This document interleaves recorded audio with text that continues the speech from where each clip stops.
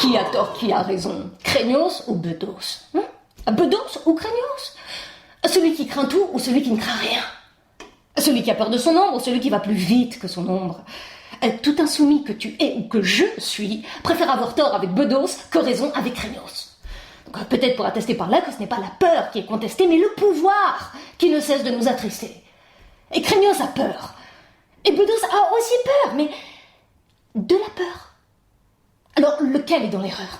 Craignos qui dit « éloignez-vous les uns des autres » ou Bedos qui dit « aimez-vous les uns les autres ». Lequel est crétin, lequel est chrétien?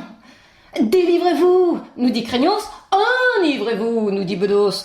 Donc lequel voudrait survivre, lequel voudrait seulement vivre?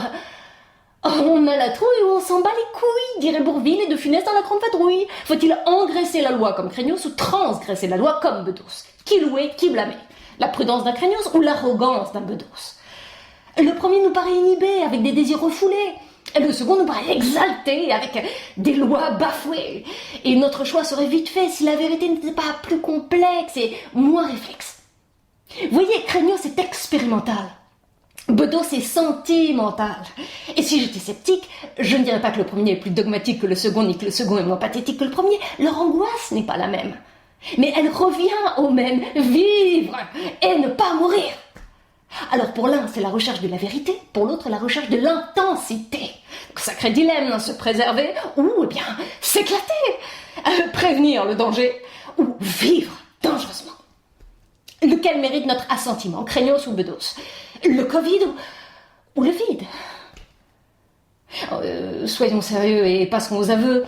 Qui n'est pas désemparé avec un savoir à la loi et un pouvoir aux abois? Car non seulement on ne sait pas tout, mais on n'y peut rien.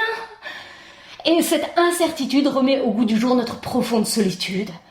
Il n'y a plus personne pour nous assurer contre le lendemain. On s'en lave les mains et on prend ses distances par rapport à notre prochain.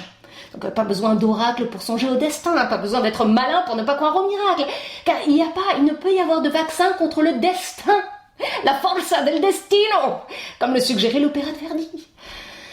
La science ne sait plus de quoi sera fait demain, enfin, elle vient juste d'en prendre conscience de sa foncière ignorance. Et le pouvoir, il ne peut plus rien sur cette fuite en avant de l'être et du temps. Tantôt il les devance, tantôt il les relance, mais il a du mal à être d'aplomb. Il est débordé, submergé, réduit à l'impuissance. C'est vrai, il ne sait plus comment masquer ses défaillances. Alors moi, je suis tout de même tentée par une autre occurrence, une toute autre prise de conscience que celle de Craignos ou Bedos. Je me demande bien s'il ne s'agit pas tout simplement d'une malédiction